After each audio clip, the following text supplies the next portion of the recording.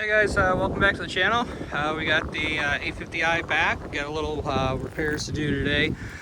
So a quick little update of what we've done off camera. So because of my scheduling issues and my neighbor's time frame, and also I really didn't want to do it, he found a guy to put the transmission in, and my God, it is a totally different vehicle now.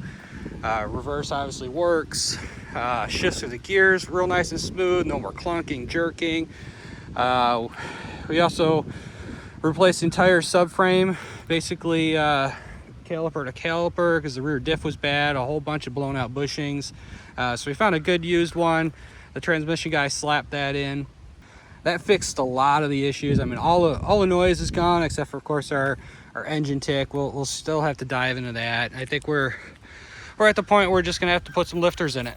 But other than that, she's running really good. We're still having some issues with power. There were two things that we came up with. One, we kept having codes for the oxygen sensor. It was kind of nondescript, but basically what it came down to was the O2 sensors were swapped side to side. So it was seeing false information, adjusting fuel, and just making it run like garbage. So I swapped those, and man, this thing is so much better. The other issue that we have is the crank position sensors. They're reading pretty high resistance, so we're going to change those out today. For that, we got to pretty much take up all the front accessories off and the power steering pump. So we're gonna get her home in the garage up on the quick jacks. The other issue we're having is after driving for a little bit, the brakes are sticking on. I took it for a quick drive the other day and came back, all four wheels were smoking. And we've got a new master cylinder for it. I tried to get a rebuild kit for the booster, but the guy was out of it, so we may have to do that another time if that's leaking. We'll see that when we get in there. And I also got rubber hoses for all four corners for the calipers, so we're going to replace on those today as well. So got a lot of work to do today.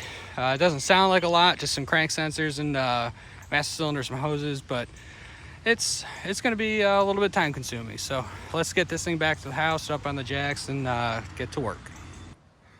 All right, so we got her here in the garage. So obviously here is our master cylinder. We need to pop the cap off, suck the fluid out, take the reservoir off. There's two lines on either side, and then two 13 millimeters going into the booster itself. Shouldn't be too bad to do. Not really going to be able to show you much, but I'll try to bring you along as I go. For the crank sensors, that's a bit more involved.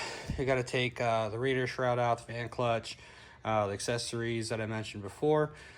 So I'm going to do this first, give everything a chance to cool down. I drove around the neighborhood a little bit and got some heat into it, so we want her to cool off so we're not dealing with hot engine stuff and hot coolant. I'm going to go ahead and start disassembling.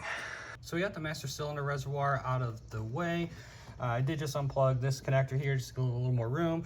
Got a level sensor that plugs in the top of that reservoir as well, and then it just simply lifts off. So you do want to suck out the fluid first. We did put down a rag underneath for anything that may spill out. I just use a El Cheapo transfer pump from Harbor Freight. It's like 3 or 4 pumps came out, and here you can see this is the old fluid. That's what new fluid looks like. That's nasty. So it's a good thing we're doing it. This is the reservoir here. We're definitely going to clean that all out before that goes back in as well. So the next step, I need to crack those lines free. You can see the 2 brake lines. We got to be careful. We want to use line wrenches, not regular box wrenches, because you could round those off, and then that just opens up a huge can of worms, and we don't want to do that. So I'm going to go ahead and get my line wrenches, and let's get those off. Then just those 2 13s, and we can put the new master cylinder on. All right, so I got my line wrench in place. This is a 11 millimeter, and we're just gonna go lefty loosey, righty tighty. And again, just kind of feel for it. I know you're not gonna be able to see through my hands, but feel for it. Make sure that it is actually moving, and watching the line. Make sure you're not twisting the line. Oh, there we go, I cracked it. Once it's cracked, you can use a regular box wrench. It's not a big deal. Get the other one here. Oh, there we go. If you live in a state that uses road salt and you got rust and corrosion, you're probably going to want to soak those down ahead of time. This is a nice clean car, so we are good. Get those backed out the rest of the way with a regular box wrench. The space is tight in here, but it's not too bad. It's definitely a job you can do on your own. So what happens with these master cylinders is the internal portion gets stuck. It's a plastic spacer that gets stuck inside, phenolic spacer that gets stuck inside. All right, so we got both those out. You can actually rebuild these, but the master cylinder was relatively cheap. I mean, $100 or less. I don't remember. I'll tally that up and I'll make a note here. And I'll save the link for you guys as well. So let me get those 13s off. As usual, I like to crack both sides first. There we go.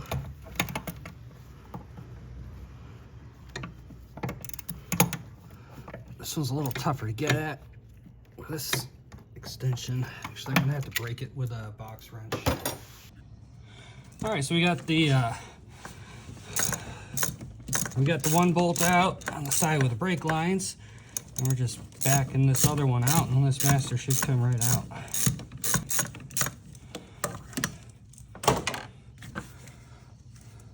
Yeah, she's already wiggling loose, so that's a good sign. That bolt out. All right. So we are liberated. We've got the old master cylinder out. We're gonna put this in a bin to drain. So here you can see we do have the master cylinder out. That is the booster there. There was a little bit of fluid in there. Like I said, there's a seal here or inside there that sometimes goes bad, but it could also be leaking out of the backside of that master cylinder. I am trying to find a rebuild kit for that brake booster. So unfortunately, we'll pretty much kind of have to take this all apart again, but at least we'll be able to drive it. We won't have brakes locking up anymore. Let me grab the new master cylinder and we'll get that stab back in. All right, so let's go ahead and get this new master in. There are plugs in the side ports. I took them out already since we're gonna get in there pretty quick, but I left the top ones in. I just get it stabbed in, as easy as that. For whatever reason, it only came with one piece of hardware. It should be 2 bolts. This is from ATE through FCP Euro. If someone just forgot to put the second bolt in, we'll use this one and reuse one of the old ones. When we redo the booster, we'll go ahead and we'll get a new piece of hardware in there. Before you go torquing all this stuff down, just get the bolt started. That way you're not fighting one of the bolts. Cinch those down.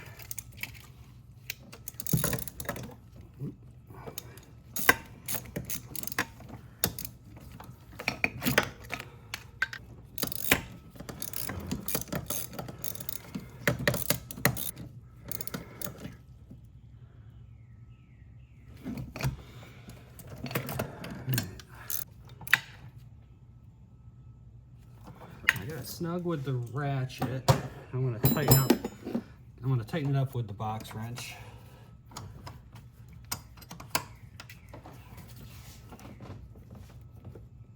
There we go.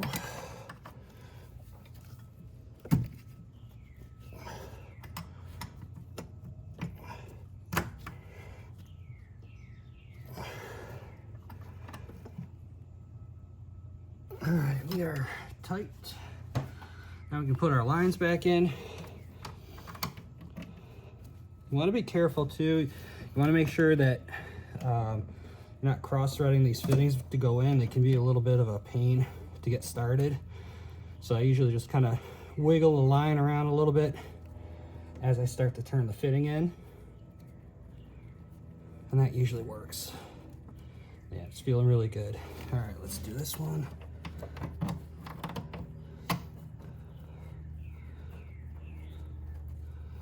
All right, that Das is good, yeah. All right, we are finger snug. I'm gonna get my 11 and just get them mostly tight, and then we'll do the final tight with the line wrench as well. That way, again, we don't round off these fittings. Make it miserable for the next guy, which will actually be me, since we'll have to pull it out to do that booster. All right, you're good. From there, we can take these plugs out.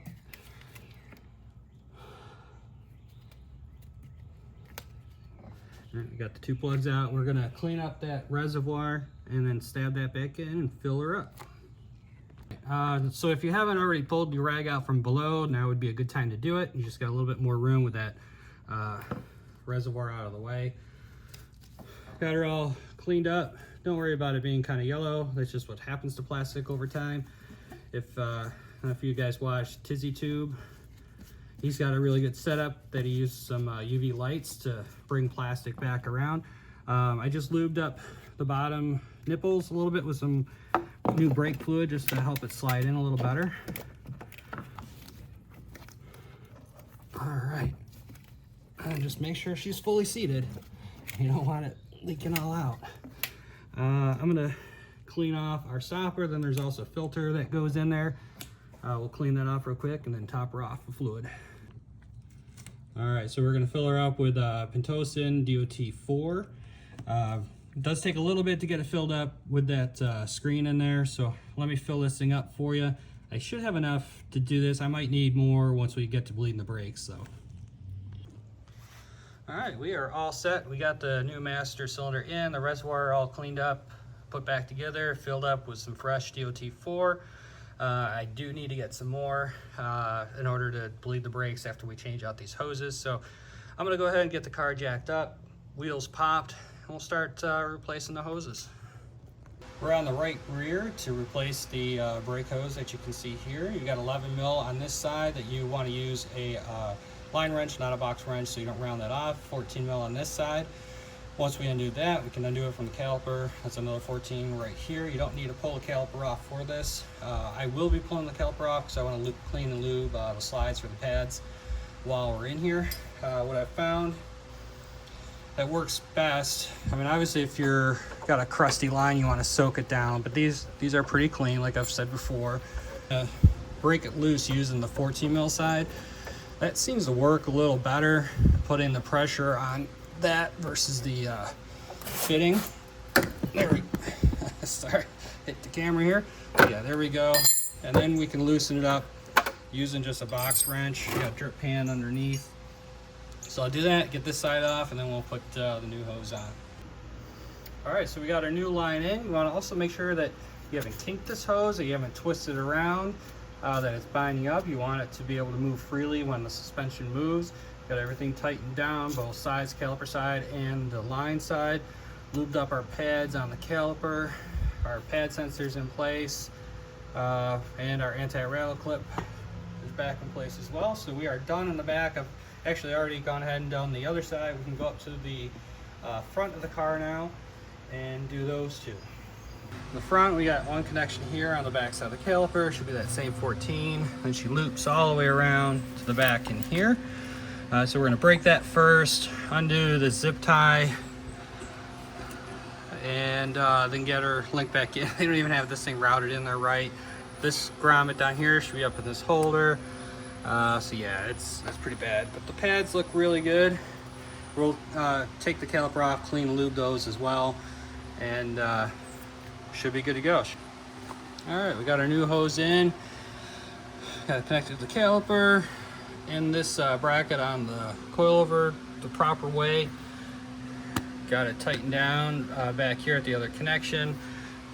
Got our pads all lubed up, and our rattle clip reinstalled.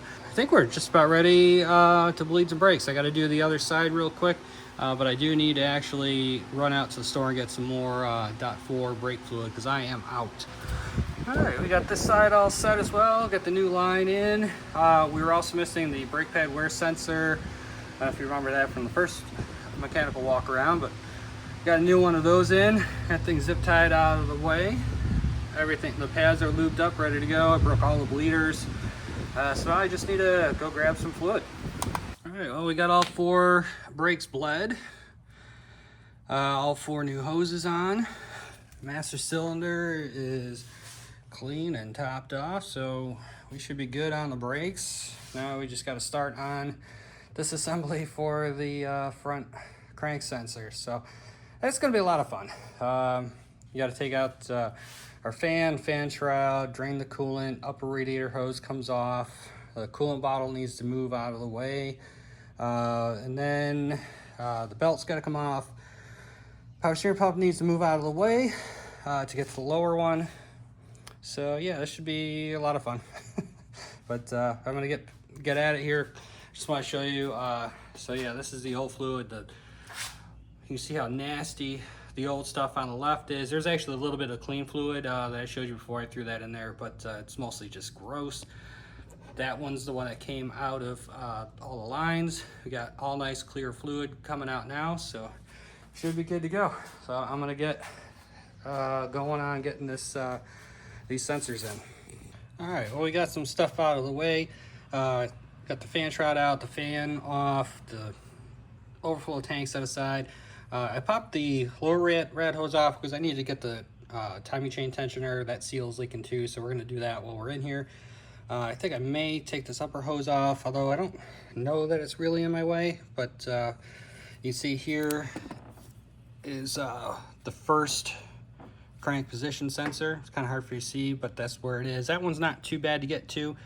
The other one is quite a bit lower. In order to back it all the way out, you've got to take that power steering pulley off, so we need to take the belts off, take this tensioner off, just give us a little bit more room to work.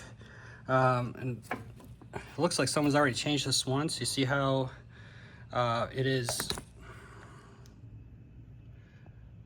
Zoomed in a little bit here. You see how the end of it is black? That means that's a aftermarket sensor. They don't usually last very long, so it's a good thing that we're changing and we're going back to a BMW part. Well, we got some progress. Sorry for the fan noise. It's getting hot in her. So you can see you got the upper crank's position sensor out. That's held in this hole here with a 5mm hex or H5. Just need a little persuasion to get that out. I'm going to leave it connected until I have them both out. I'm going to just do it one at a time, that way I don't get them mixed up. That routes up here to the one that's marked top left, and the bottom right is the lower, and that is right here down at the bottom, all covered in goo and gross. So I'm just working on that. It's stuck in there. That one looks like an original. Just had to take the bolts out from the power steering pump, move it aside, and I had plenty of access. So I'm just gonna keep persuading it to come out, and we'll get the new sensors in. All right, so we got them both out. Just took a little bit of persuasion on that lower one, and I had to make an executive decision. There's actually a wire holder just behind the crank wheel there. You can't really get to that 10mm that holds it, so I just cut the wires. Being replaced anyways. I'll get the remnants out. I'm going to clean up the little holes that this slides into, so the new one goes in. We'll put a little silicone on it. And here you can see the old one. That's obviously the one that I cut. That was an OEM. See how it matches the brand new one. And there's the other one, the top left one that's marked on the front of the engine there. Here is part number. Again, I'll have the link in the description. So I'm going to go ahead and stab these in and button her up. Alright, so we got both crank sensors in place. Got them rounded up, out of the way. Got the power steering pump mounted back in place. I do need to put the pulley on. I can put our belt and tensioner back on. That'll be all set. Our upper rad hose. And then I gotta hop on this side. There's a timing chain tensioner. I don't think you can. Oh yeah, you can see that greasy thing right there. That's puking oil everywhere, so we need to change the seal on that while we got things apart. But other than that, this went together pretty well. Just take your time. Don't force these things into place, you want to be banging on them. They are sensors. And then also be careful of those Allens. They could be full of crud, so you want to make sure you're fully seated so you don't strip out the head, and then also you don't want to over torque it going back in, because it is just going into aluminum, so good boot tight is just fine. I'm going to go ahead and button some other things back up, then we'll jump to that tensioner, and we'll be just about done. You can see we've got our tensioner back in place. That was not fun. Let me tell you, you've got to compress the spring, get it lined up, get it threaded on, and after all the work that we did, I was just plumb tired. I ended up calling in the night. My arms just were too beat up. I didn't have the dexterity to get it in there.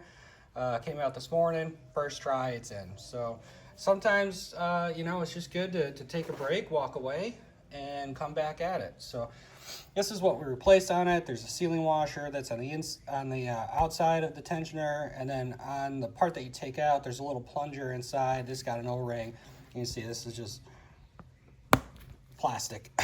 So no wonder that thing was puking oil everywhere. I apologize I didn't film more of it. It's in an area you can't even see, but we got that in there now. Now I can finish the reassembly, get the hoses back on, shroud, fan, and then get this thing running. So let me get some stuff buttoned up. All right, and like that, she is back together. Fan shroud on, get the fan clutch, fan blade on, reservoir is set. Everything else under here is ready to go. We've already topped off coolant. So I think the next thing, just to check our work, let's fire this thing up. Make sure we don't have any weird noises, no leaks. We need to see how the brakes feel as well. All right.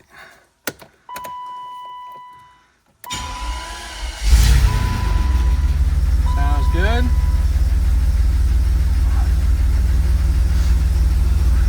All the dash emojis went off.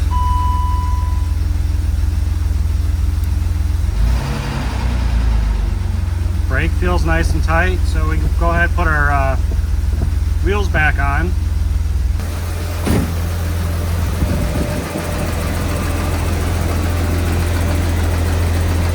Yeah, feel pretty good. Still have a little bit of tappy tap over here, but it's actually a lot better since I did that tensioner, which is kind of crazy. Really should have made a difference. I think we're gonna do one more engine flush with some liquid moly, and then run some synthetic 10W60 if I can find it. And hopefully it'll quiet this thing down. I mean, you can still hear it a little bit over here. There was a lifter on this side that was pretty bad. That's come around. This one's still a little tappy tap, but even better than it was yesterday. So let me get the wheels on. We'll go take this thing for a burn.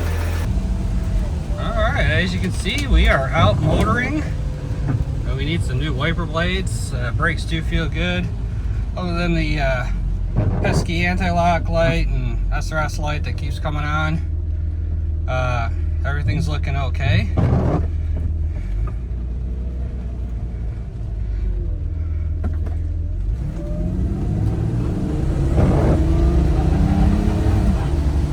About half throttle. Wow, that's got so much more throttle response now. Holy cow, way better. It's a lot quieter. I still hear the tick a little bit, but it's really not too bad. It's not as bad as it was, that's for sure. Do need alignment pretty good. But I got more bushings to put in this, and you know, we'll wait for that kind of stuff. All right, going under power again here. Let's give her a little squirt. Oh, she's got tons of power now. Nice.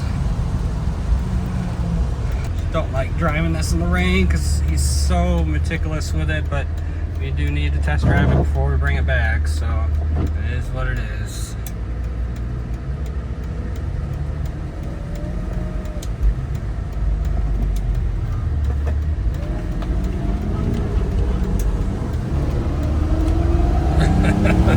She just wants to light those tires up. She's got plenty of low end grunt, that's for sure. Alright, well, I think I'm going to call this project all set. We are driving down the highway, well, the parkway anyway, and I think this was a success. We got that master cylinder replaced, bled all the brakes, replaced all 4 brake hoses, fixed the leaky timing chain tensioner, and got new crank sensors in. And this thing is finally running the way it should. We just got to do that last engine flush and hopefully get the last bit of ticking noise away, and I think we'll be good. So yeah, I'm gonna cut this one here. Appreciate you guys all watching. Make sure you like, share, and subscribe. Getting tons of new members here, new subscribers here, and really loving it. So appreciate y'all. We'll see you in the next one.